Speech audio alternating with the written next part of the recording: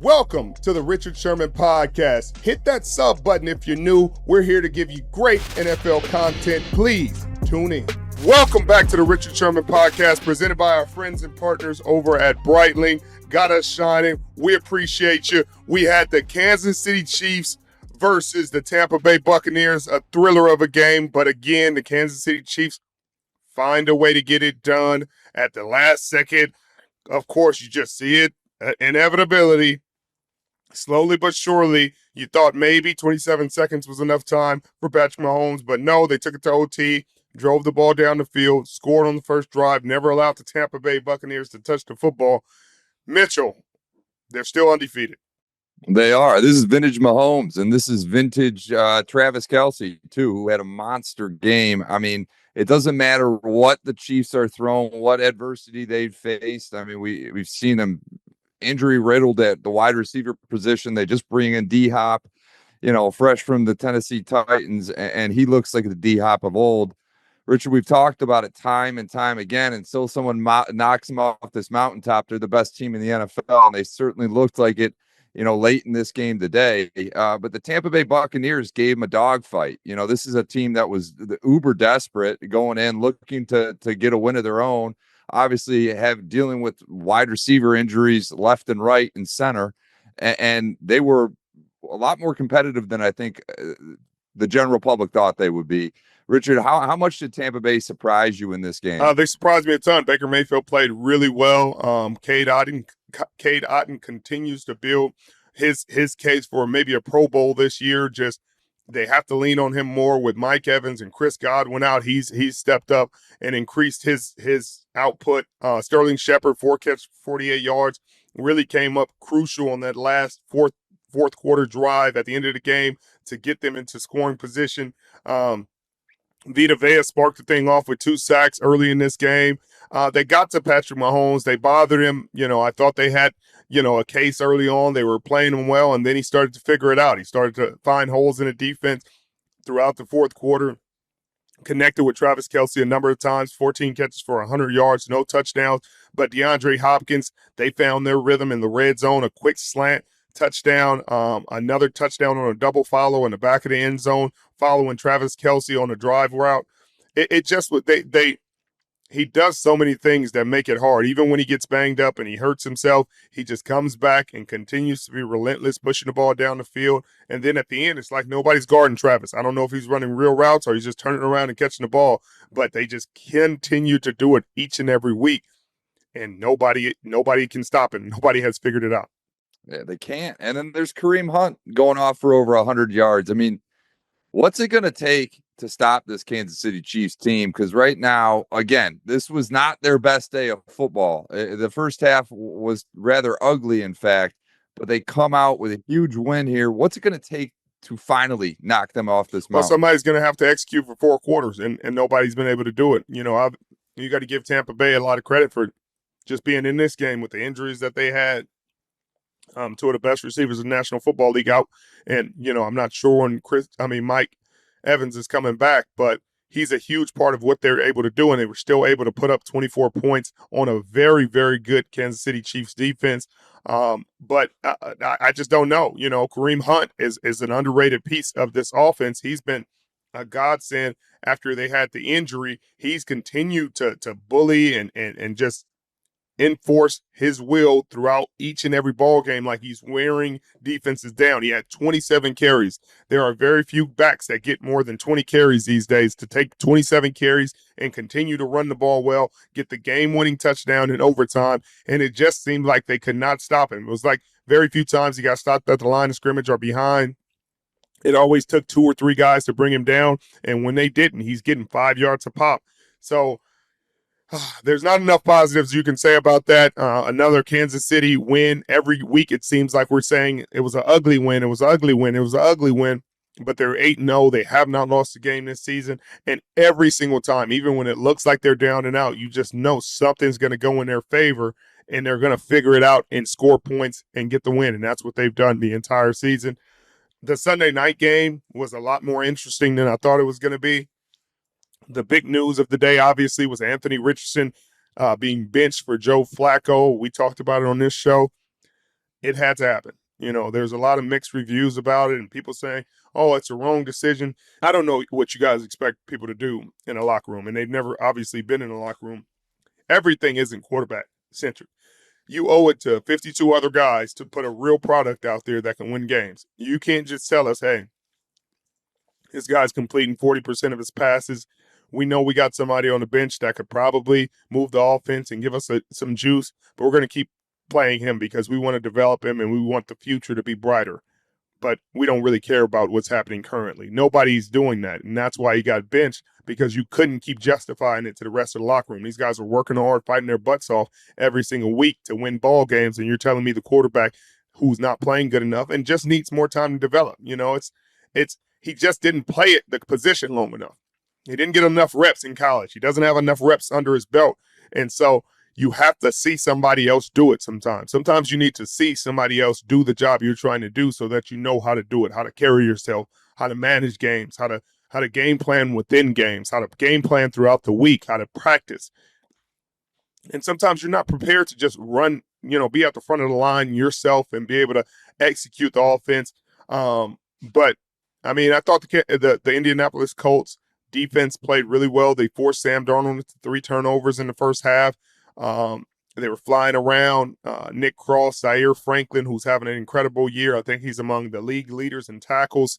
You got to give them a lot of credit. They were getting to Sam Darnold. They were flustering him. They were doing everything they could. I'm sure Joe Flacco wanted some of them passes back. He threw the interception. He lost the fumble. But I thought they gave themselves a good chance to win this game. But Sam Darnold overcame those 4 sacks and those 3 turnovers, threw 3 touchdowns in the second half to lead his team to victory. That's the resilience this Minnesota Vikings team has showed all season, and this is a win they had to have in a very tight NFC North to stay with your Honolulu blue wearing Detroit Lions and make sure that it's going to come down to the wire, probably the last game of the season to decide this division. No question. I mean, it was a rather stale first half for him, and then the second half, it was totally different story. Sam Darnold had his way, and the Vikings, that they play like they did in that second half, they look like they have all season. And look who they got next weekend. Your buddy Trevor Lawrence, the human owl, if you want to call him that, Trevor Lawrence. Because the Vikings are going to take a W there, Richard. I'll be shocked if they lost. But we got some other stuff to talk about here. We got some major news on the forefront here on a Monday night. We just caught wind that Dak Prescott is expected to miss several weeks. He was injured, in this weekend's game. People thought it wasn't going to be that big of a deal. And Mike McCarthy mentioned he might be out just this week against the Eagles. But now we got reports that Adam Schefter says the severity is a lot worse than initially expected. At a time when Dallas is finally getting their defensive playmakers back and Micah Parsons and Deron Bland, this happens. What's your outlook on this, Richard? I know Cooper Rush has had success, but this team's been riding an emotional roller coaster this entire season. How bad does this one hurt? It hurts really bad, and I know Dak has a lot of haters out there that are jumping for joy, and not rightfully so, because you can do a lot worse than Dak. And I know Cooper Rush had the success in 2022, but people forget they never scored more than 25 points in those games. He did fine, but they had a better defense, and the defense was playing better than this defense is playing currently. They got more turnovers. Dan Quinn was at the helm. You had a lot of things going for you that weren't the same. Your run game was better. Your offensive line was better. So for people to think, oh, he's just Cooper Rush is going to come in here and he's going to be 4-1, and then Dak, we're going to be fine. I wouldn't expect that. This isn't the same offensive line the Dallas Cowboys and Dallas Cowboys fans are used to. You're used to having one of the best offensive lines in football. This is not that. And Cooper Rush, you do not have a run game like you've had in the past. So do not expect the same things that he's done in the past. He might have won games in the past. I expect him to struggle a bit early on. If he plays well, congratulations to him. You proved me wrong, but I highly doubt it. The NFL season is rolling along, and contenders are separating from the pack. The one thing that hasn't changed this season, DraftKings Sportsbook, an official sports betting partner of the NFL, is the number one place to bet touchdowns. Fade to the corner of the end zone, running back breaks through the line and gallops 60 yards for a score. We don't care how they get them. We just want to bet on touchdowns, and DraftKings is the best place to do it. Ready to place your first bet? Try betting on something simple, like a player scoring a touchdown. Go to the DraftKings Sportsbook app and make your pick. Here's a reason for new customers to do a touchdown dance of their own. Bet $5 to get $150 in bonus bets if your bet wins. Score big with DraftKings Sportsbook, the number one place to bet touchdowns. Download the DraftKings Sportsbook app today and use code Richard. That's code Richard for new customers to get $150 in bonus bets if your bet wins when you bet just $5. Only on DraftKings. The crown is yours. Be at the forefront of style with Rockport's new DMX casual sneaker. Fusing sport with comfort, Reebok's iconic DMX technology meets Rockport's casual style in this exclusive collection. Reebok DMX technology is a lightweight, dynamic cushioning system that moves air from heel to toe with every step to give you that springy feel underfoot and give you that long-lasting cushioning. This collection features two unique rides, DMX Comfort Plus and DMX Micro Bubble. Both deliver all-day comfort that keeps you light on your feet. DMX Comfort Plus technology offers extra rebound and a pillow-soft landing with every stride, while DMX Micro Bubble technology offers dynamic cushioning with a firmer midsole, giving you lateral stability and support all day. Visit rockport.com and use the code Sherman for 30% off your order plus free shipping on orders over $85. Discount code valid through December 31st, 2024. In brighter news, in San Francisco, I know you got to be pumped about this one. Word on the street is, as long as there's no red flags, CMC is going to play this Sunday against the Bucs. Have you heard any news? I know you got your ear to the ground over there. Yeah, I mean, I heard it from the horse's mouth. He feels really good, and he felt like he could have probably played last week, but they wanted to be overly cautious and just give him more weeks of practice and more time to really work that thing out and feel comfortable and feel confident, and he does. Nothing's like game reps, and until he gets out there in a game and is able to cut and get the adrenaline going and feel himself throughout a ball game, he's still going to have to knock the rust off just in game, football is a really fast game, a really violent game. Very few people can come in and just say, hey, I'm putting on pads and I'm going to be the player I was when I was offensive player of the year, first game into the season. Everybody else is 9 games in. They've got their hits. They got their soreness. They got the speed of the game. They're in rhythm. He has to find a way to get in rhythm, but I think all signs point to him playing and likely probably playing a significant role in this game. Well, we'll see. I mean, like you said, if they're going to bring him back, they might as well give him a healthy dose of touches. And Lord knows when CMC gets the ball in his hands, that offense is a new cheat code, right? I mean, it unlocks an entire new dynamic for them. What are your expectations for the team moving forward with him back? I mean, do you think the division is theirs now that he's healthy-ish? Well, the division isn't anybody's, you know what I mean? If I could predict that, Mitchell, I'd go on to Vegas and bet a whole lot of money on it. It's just such an unpredictable season. They're a really talented team. What they should be doing is one thing. What they actually do will be a whole nother thing. What I could say on paper it should be, and it should be a lot of success, but I've been wrong on paper and off paper before. So you hope for the best for him. You just hope that he goes out there and he's healthy and he's given his best, his best effort, and he's able to play up to his abilities. And I think it'll work out for the San Francisco 49ers and at least get into the playoffs. And, if they get into the playoffs, they got a shot. I think anytime they get into the playoffs, they have a chance to make some noise and make a run. Let's go down to New Orleans. I mean, we saw a wild weekend down there. Michael Thomas was live tweeting, talking to fans about their thoughts about Derek Carr, and then it all culminates with Dennis Allen getting the boot, officially fired this morning. Richard, what went wrong? I mean, this team, they started off hot this season. They looked like they were going to be really competitive, and then a string of losses just took over this team. What went wrong here for the Saints? Well, it's just a lot of things, injuries, age, just lack of tackling, lack of execution. And it's happened to him a number of years. And I think, this is just the straw that broke the camel's back. They started 2-0 and then just kind of, you know, withered away throughout the season and just not had great seasons, not finished the seasons great.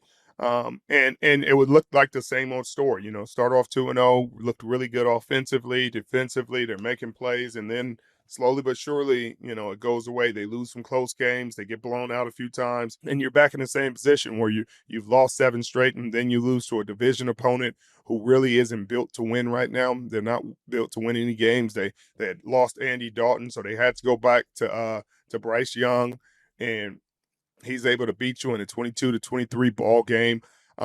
It's just enough's enough. And I think they need to start fresh on a lot of different places. I think, this is just the beginning of them cleaning house a bit in New Orleans and trying to, refresh this roster and refresh this coaching staff and try to, get back to their winning ways. Well, what's frustrating when friend of the program Cam Jordan issues a public apology on social media after the game. And then I got to ask, what's your thoughts here with Michael Thomas? He goes on a rant, you got to believe he's frustrated that he's not playing right now, that he's not on a team. But that Chris Olave throw from Derek Carr, he hung him out to dry. Obviously there's no room in the game for something like this, but emotions boil over sometimes. What are your thoughts on this whole Michael Thomas Twitter rant? Well, I don't really understand it. I don't understand the dynamics of what's going on.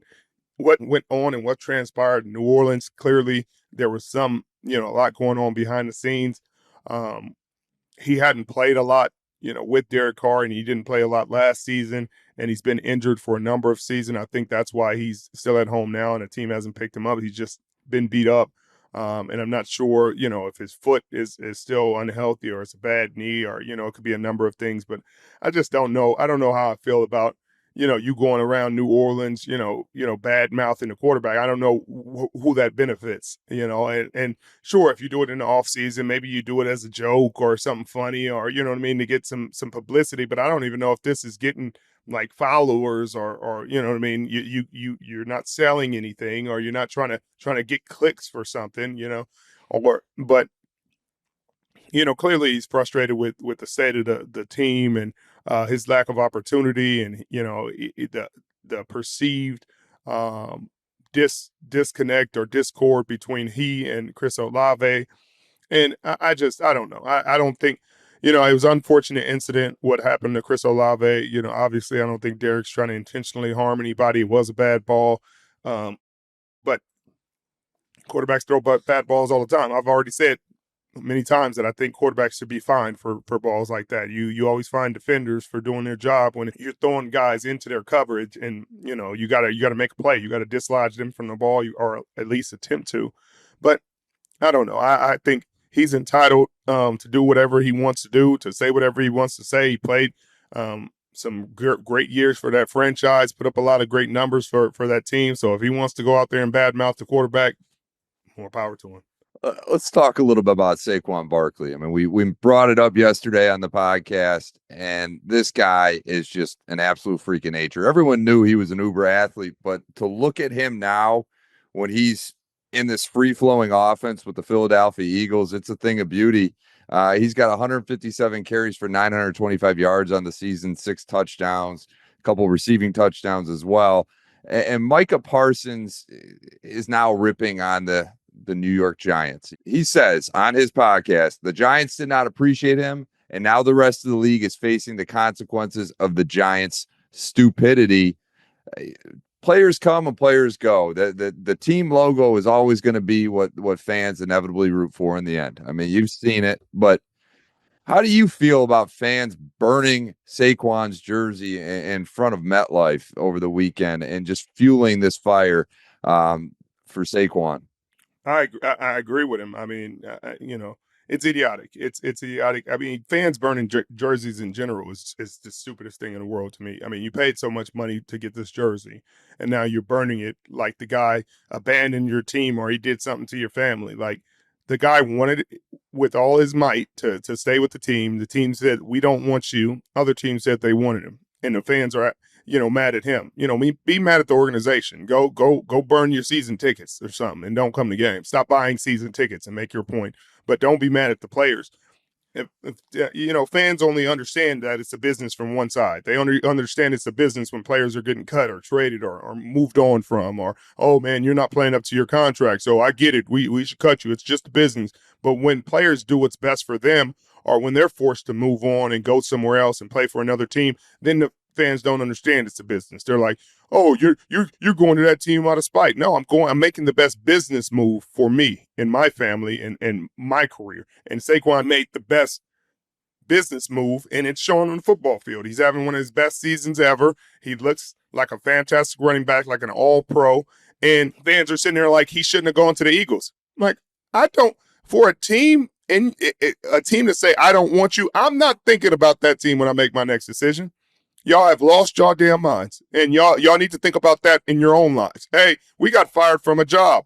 I'm going to think about that job when I go get another job. I don't want to offend my old job, even though they just fired me and they didn't want me anymore and they didn't want to give me a raise. And this other job, who's their rival, wants to give me a raise and wants to treat me right, wants to use me in the best possible ways and highlight my talents. And I'm supposed to say, no, the job that fired me, they didn't like you guys, so I'm going to go somewhere else that probably won't treat me as well, and I won't shine as well, and I won't do as well because of the respect I have for the organization that just fired me. Like, do you see how ridiculous that is? It's pretty ridiculous. So, Michael Parsons saying it, I mean, he's not wrong with what he's saying. I'm sure the Giants fans are sitting there like, you're not playing. How are you the one saying this? But he gets to do that. He has a podcast. He does. And listen, you got to look at it like you said. You're an individual talking with obvious experience and going through something similar to this, Richard. And you got to look at it just simple facts. I don't know if there's a better situation in terms of just pick a player, put him in a spot than Saquon is in terms of true fit with the Philadelphia Eagles.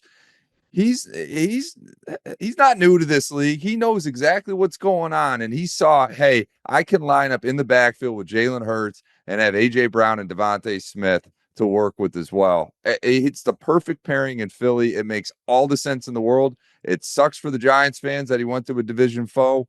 But like you said, they had their opportunity to sign him. Yep. They chose against it. Guess what?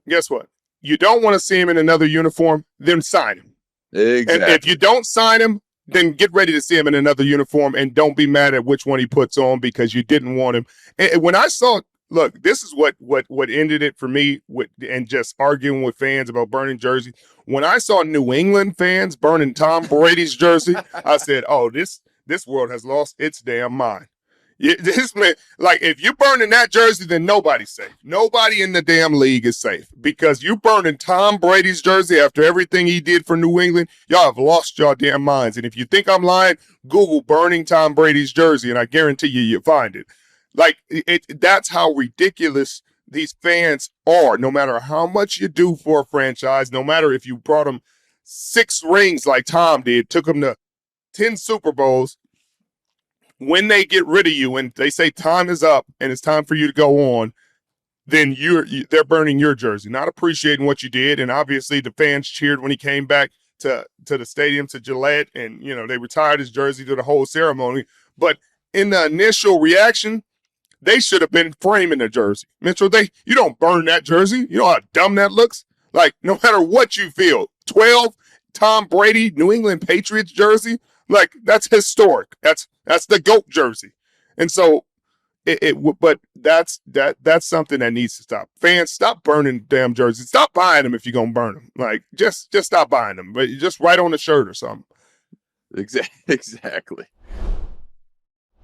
Have a few beers watching the game yesterday? No Days Wasted is here for when you drink. Imagine waking up feeling fresh and ready for the day, no matter how late you stayed out having beers. Wake up feeling your best with No Days Wasted. DHM Detox is backed by science and is designed to help break down alcohol-related toxins, and get you feeling great the next morning. Most people think it's dehydration that makes you feel rough the next day, but that's only about 20% of the issue. Toxins are 80% of the problem. DHM Detox can help your liver break down those toxins. No brain fog, no nausea, and no Sunday scaries. Just take 2 capsules after your first few drinks, and it goes to work. Double up with another packet if you're going to have a big night. DHM Detox is 100% risk-free purchase on your first box. If you don't love it, they'll refund you. So don't waste time feeling sluggish after a night out. It's a completely risk-free purchase. Feel great or your money back on your first order. Head over to nodayswasted.com/Richard and use code Richard to get 20% off your order. That's nodayswasted.com/Richard for 20% off and free shipping.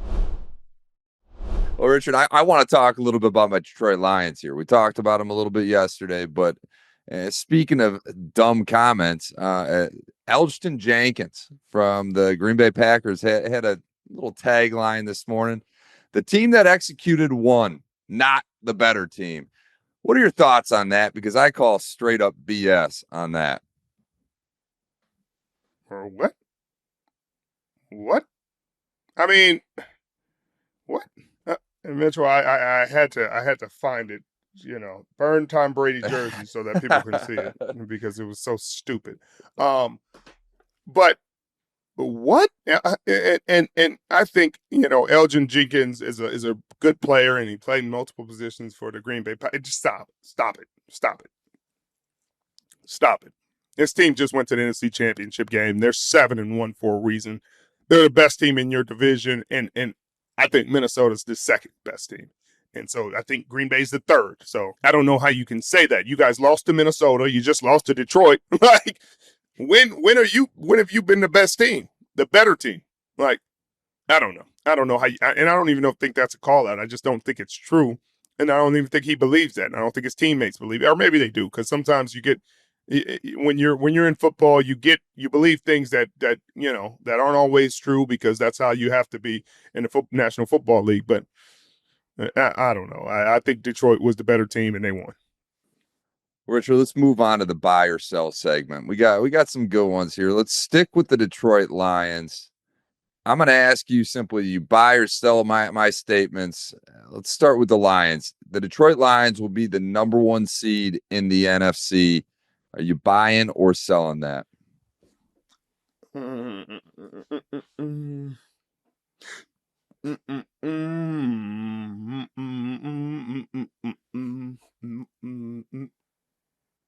It's an easy answer, Rich. I can buy it, Mitchell, but it's close. It's really close, because one of those NFC East teams can sneak in. You're at the same record.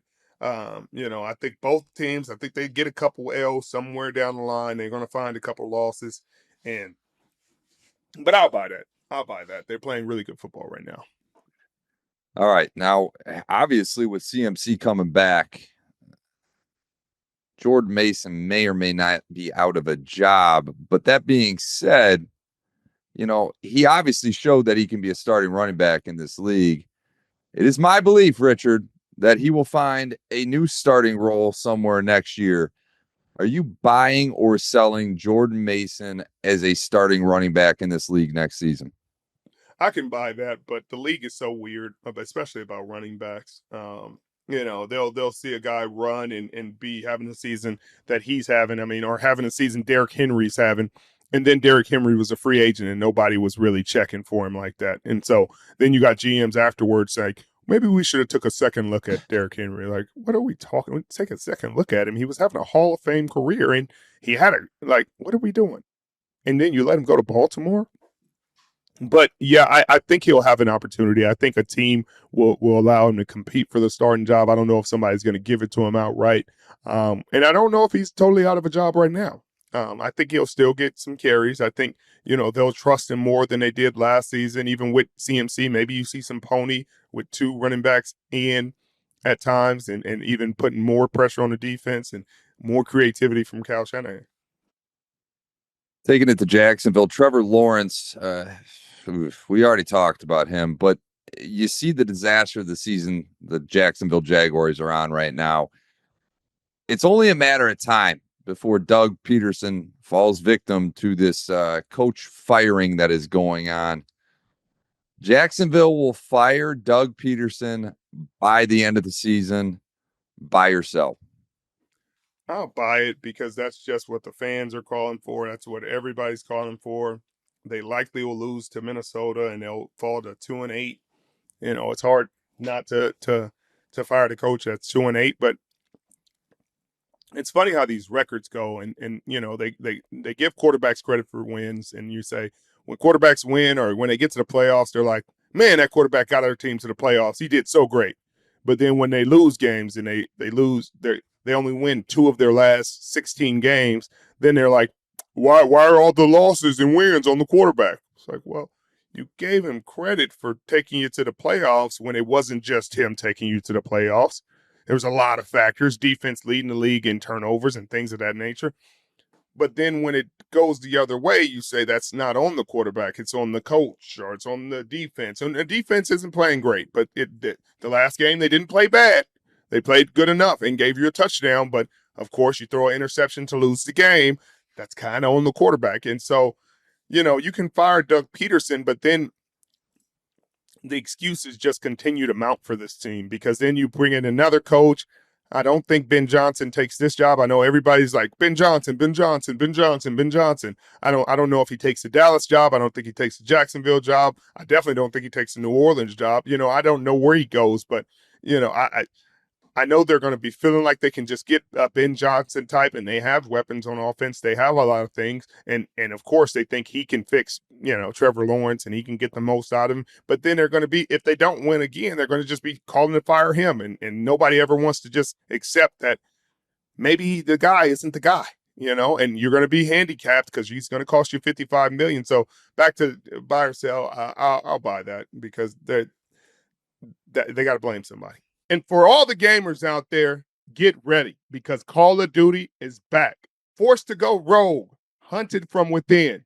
This is Call of Duty Black Ops 6. Developed by Treyarch and Raven, Black Ops 6 is a mind-bending narrative. And unbound by the rules of engagement, this is signature Black Ops. Dynamic moment-to-moment gameplay, including a variety of play spaces with blockbuster set pieces and action-packed moments. High-stakes heists and cloak and dagger spy activity. Best-in-class multiplayer experience. You will test your skills across 16 new maps at launch, including 12 core 6v6 maps and 4 strike maps that can be played 2v2 or 6v6, marking the epic return of round-based zombies, the fan-favorite mode where players will take down hordes of undead, and 2 brand new maps at launch. You can look forward to even more exciting maps and groundbreaking experiences dropping on both multiplayer and zombies. Call of Duty Black Ops 6 is a spy action thriller set in the 90s by the end of the Cold War and the rise of the United States as a single superpower. Head over to callofduty.com/Black Ops 6 and get in the game. Call of Duty Black Ops 6, available now, rated M for mature. Let's talk about the Bears. This is a team that got out to a hot start this season. Everyone was like, okay, maybe, they're 4-2, maybe they're for real. And then they suffer back-to-back losses. One devastating loss that we talked about last week with the Hail Mary. Richard, their schedule's very tough the rest of the way, and there's already a lot of discussion in-house. I mean, I got a lot of Chicago Bear friends that are in my network, and it doesn't seem that a whole lot of folks are happy. Matt Eberflus will not be the coach of the Chicago Bears next season. Buy or sell? I can buy that. I can buy that because they were thinking about getting rid of him last year. It was all this conversation whether they get rid of him or Justin Fields and yada yada yada. Will they want a new coach with Caleb Williams, a new offensive system, a new scheme? I think everybody, you're going to have to. That defense is playing really well. They're doing what they're supposed to do, and they have majority of this season. Offensively, it's just too inconsistent from a young quarterback, and you expect the growing pains, the ups and downs from a young quarterback. That's what you're going to get, but you got to solidify that offensive line at some point or another. And I know they're like, hey, we've used some draft picks on it, but you need quality over quantity. You need quality players at the offensive line, and you need depth because players get hurt all the time. So, yeah, I think they'll probably want to start over. I mean, they got a tough schedule coming down the stretch. If they can somehow make the playoffs, I think that saves his job. That's the only way that they can save him is making the playoffs. But if they don't, I think they start anew. As much as I'd hate to see it, Ben Johnson would be a lethal fit with the Chicago Bears and their plethora of weapons. We've talked enough about coaches that are probably going to get fired, may not be here next year with the team. Let's talk about somebody that may be with the team next year as a head coach. Neon Dion, prime time. Deion Sanders, Coach Prime, will be an NFL head coach next season. Buy or sell? I'll sell that because Prime said it multiple times that he's not going to do it, but I want to buy it because I know that he can say one thing and something can be convinced. There are some very persuasive owners out there that would go and they have deep pocketbooks that are also very persuasive. And his sons will be gone, no longer at Colorado. He's obviously been adamant about him staying at Colorado once his sons are done. He wants to build something special. They're having a really good season right now. I think they're ranked 21st in the nation. Have a chance to really, if they can win the rest of their games this season, might have a chance to sneak into the playoffs, which would be really incredible just for how far they've come. They're already going to a bowl game, and they're just building on top of that. But I don't think I'll say no. I'll say we're going to sell that, even though I want to buy. I would love to see it. I would love to see it. Well, Richard, we got another game to talk about here. You're going to be going to Baltimore. It's time for our TNF preview presented by Prime Video.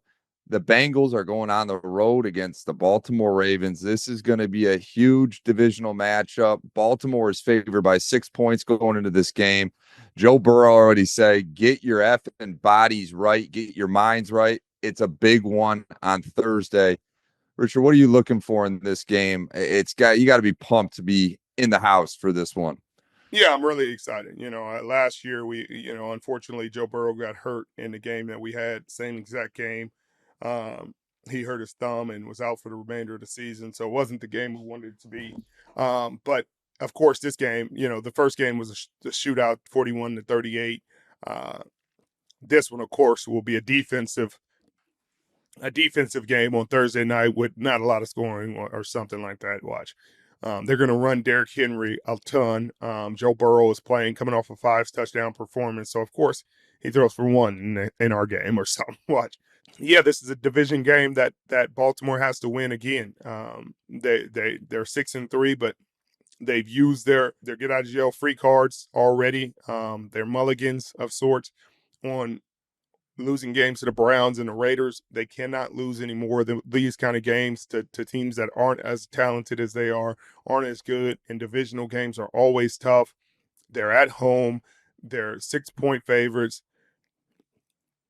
I think they win this game, but of course, every time I pick a team to win, they lose. So that's the way my days have been going. But I think Lamar Jackson, again, is having an MVP season, even better season, on pace to throw 38 touchdowns and only 4 interceptions, which would be a really massive season. We talked about Derrick Henry and his MVP candidacy, only 2 other backs with 1,000 yards through 9 games and 10 touchdowns. So I just think that's too much for the Bengals. Their defense has played well over the last 4 games, but they didn't play well against the Ravens last time, and I don't know what they could have done to fix it. Maybe Trey Hendrickson and Hubbard are able to get home and cause chaos for Lamar Jackson, but Lamar, the game just looks too easy for him right now. Well, that's this week's TNF preview presented by Prime Video. Make sure you guys tune in to watch the Bengals take on the Ravens this Thursday. Richard will be on desk at 7 p.m. Eastern with all the folks over there. I know you're going to have a lot of fun there, Rich. Let's take it to my final favorite personal segment. I was really, really excited seeing the Kansas City Chiefs about to lose because I thought internally, man, this might actually motivate Richard to put the Honolulu blue and silver atop the number 1 seed in his power ranks. I have a feeling I'm going to be waiting another week for that, Rich. Where do we stack them up this week with the Richard Sherman power ranks? Well, there's not a lot of movement between 1 and 2, Mitchell. One is still the Kansas City Chiefs. They did not lose, and they have not lost. They're 8-0. One. I give your Detroit Lions 2. I'll move the Buffalo Bills into 3. They looked really good this week. They looked really good against the Seahawks the week before. After that, it's a toss up right now between Baltimore and the Washington Commanders for me. Again, the Washington Commanders they are a fun team and I enjoy them. But Lamar Jackson looked really good this week, and so did Derrick Henry. They look good every week. So that's where it's tough. There's a hint of me wanting to throw the Chargers in there, but every time I do that, it doesn't go back great. We'll go Baltimore, Washington for now with the Chargers knocking on the door and waiting for me to answer. I respect it. And I'm telling you, though, Rich, we got a doozy of a Sunday night game with the Lions playing the Texans. This just might be another opportunity to prove to you that a one-loss team still might be worthy of the number 1 seed. Mitchell, they're going to have to – it would have to be decisive. Okay. It'd have to be really decisive, Mitchell. If you blow the Houston Texans out, you may have an opportunity, but then you need the Kansas City Chiefs not to blow anybody out. Another tight game, overtime win, because if they blow them out, then it's even. There you go. Well, hey, this officially concludes week 9. Richard, I will let you sign us off. Well, thank you guys again for joining us every single week with the Richard Sherman podcast. Me and my guy, Mitch Eisenstein. We have a lot of fun with this. We enjoy your commentary. We enjoy your support. Hit that sub button if you're new. Have a wonderful, wonderful day. Thank you.